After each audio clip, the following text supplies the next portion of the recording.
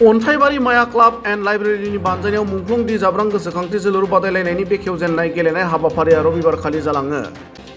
बेखेवजेननाय गिबि साननि गेलेनायाव हान्टार क्लाब एफसि आरो बडलेण्ड राइडार एफसि मोननै हानजानि गेजेराव जादोंमोन आरो हान्टार क्लाबा 2 गलाव देरहानो हादोंमोन।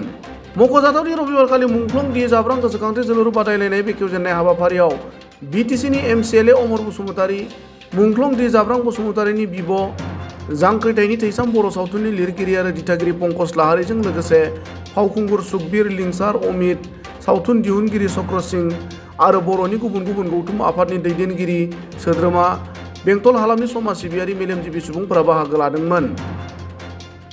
गुबुन फारसेथिं बेखेवजेननाय सानखालि बर'नि फावखुंग्रि गेमस्रि दैमारिया बाहागो लानानै रायजो राजाफोरनो मोसानाय दिन्थिफुंनानै गोजोननाय फोरमायो आरो लोगोसेनो समाज सिबियारि एबा हान्टार क्लाबनि सामलायगिरि जिसुया समफ्रामारि बिथाङाबो बाहागो लानानै मुंख्लं दि जाब्रां गोसोखांथि जोलुर बादायलायनायाव गावनि हानजाया देरहानो हानायाव गोजोननाय फोरमायो।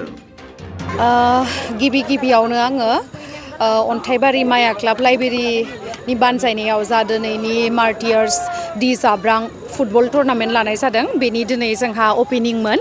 स' बेवहाय आङो फिन खेबसेबाव फैफिननो मोननानै जोबोर गोजोननाय मोन्दों आरो लोगोसे आङो साबायखर बावनांगोन अन्थाइबारि माया क्लाब एन्ड लाइब्रेरिखौहाय जे बिथांमोना आंखौ फिन खेबसेबाव बेवहाय आंखौ फिन लेंहरफिननायनि थाखाय आंनि गोसो गोरबोनिफ्राय बिथांमोनखौ साबायखर आरो लोगोसे आं बिथांमोननि जा खामानि मावनाय जिथु फुटबल टुर्नामेन्ट एभ्रि इयाराव बिथांमोना लायो बिनि थाखायनो आं बिराद गोजोननाय मोनो आरो लोगोसे जोंनि जा जाखांफुनाय जोहोलावफोर जाय बिथांमोना जोलुरावहाय इन्ट्रेस्टेड बिथांमोननि थाखाय बेफोरबायदि खाबु होनायनि आङो साबायखर बावहरो आरो बिथांमोनखौ। गिबियावनो नैबे चेनेलखौ नायगिरि रायजो राजा आइ आफा बिदा फंबाय गासैखौबो आंनि गोसो गोरबोनिफ्राय आंनि अननाय आरो सिबिनायखौ जासिगोरनाय थाबाय। दिनै नंगौ बोसोरे दि जाब्रां सारनि मुंख्लं सानखौ लोब्बा लाखिनानै अन्थाइबारि माया क्लाबाव बोसोरे आं खेला होबाय थानायखौ आं नुनो मोन्दों।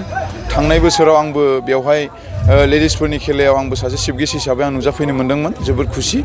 आरो दिनै बेजों लोगोसे जि दिनै नैबे जाब्रां सारनि जि मुंख्लं सान बे सानाव दिनै आं सेंग्राफोरखौ लानानै बा दानि जाखांफुनाय लाइमोनफोरखौ लानानै दिनै आङो मोनसे टिम इन्ट्रेस्ट खालामनानै दिनै आं टिम लादोंमोन।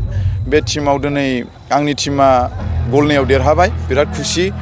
आरो बेजों लोगोसे आङो बेखौनो फोरमायनो सानबावो दिनैनि टिमा गलनैल' देरहादों, खिन्थु नेक्स्ट टाइमाव बिनिफ्राय साबसिन आं गेलेनो होनोगोन होननानै आरो आङो खालामबावगोन। मानो होनना बुङोबा माखासे आंनि टिमफ्रा सफैजोबाखै, साब्रैसो, बिनि थाखायनो जों गलनैल' सोनो हाबाय। बिनि उनाव जाहाथे जोङो गलबासिम सोनो हानाय जोङो केपासिटिखौ लानो हायो बेखौ आं नाजाबावगोन।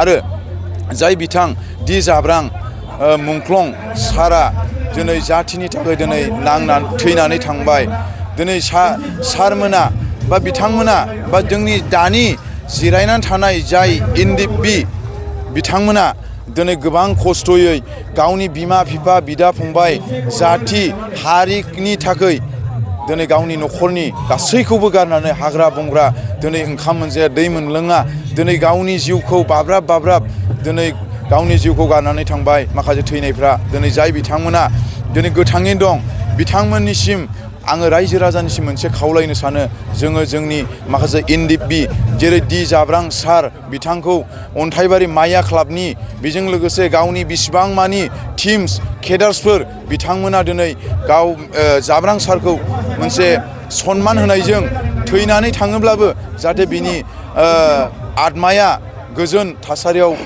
मोनसे खुसि रंजानाय मोनहैयो, बिनि थाखाय बिथांमोना दिनै बे खेलाखौ गेलेहोबाय थायो। बिथांमोननिसिम आङो रोजा रोजा साबायखर। आरो जोङो बिथांमोनखौ जों बाख्नायनांगोन, बिथांमोना जि बे दि जाब्रां सार थैनायाव दि बे मुंख्लं सानखौ लोब्बा लानानै जोंनि माखासे एनडिएफबिफोरखौ रायजो राजानो देखायनायजों लोगोसे बा खोन्थानायजों लोगोसे बे खामानिखौ मावबाय थानायनि थाखाय आरो अरायसम रायजो राजाया सापर्ट होनानै जाहाथे बे अन्थाइबारि माया क्लाबाव फैनानै नायफैयो आरो फाइनालसिम जाहाथे जोङो बयबो रायजो राजा फैनानै नायफैयो बेखौ आं खावलायनाय थाबाय।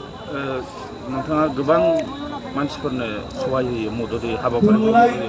नैबे हाबाफारियावबो नोंथाङा एसे सिगां मदद होगोन होननानै फोसावदों, माबायदि मदद होगोन होननानै? नंगौ बिथांमोनजों आं जेबो रायलायनाय माबा जायाखैमोन, अब्लाबो माने आंनि जि टिमसा देरहानाय हिसाबै आंबो खुसि आरो बेजों लोगोसे दि जाब्रां सार मुंख्लं जानाय बे सारखौ आङो सिनाया अब्लाबो आङो एनडिएफबिखौ बा जोंनि जाथिनि थाखाय नांबोनाय हिसाबै दिनै आं बिथांमोनखौ आं सिलुट लायो दिनै आङो मान होयो आङो सनमान होयो बिनि थाखायनो जाय बिथांनि जाब्रां सार जि थैनानै थांबाय बा मुंख्लं जाबाय बिथांनि नामाव आंबो जाखिनि हायो 30,000सो आङो माने सारनि नामाव आं होगोन होननानै आं बेखौ रायजो राजानि सिगाङाव फोरमायबाय आरो कमिटिनि सिगाङावबो फोरमायबाय।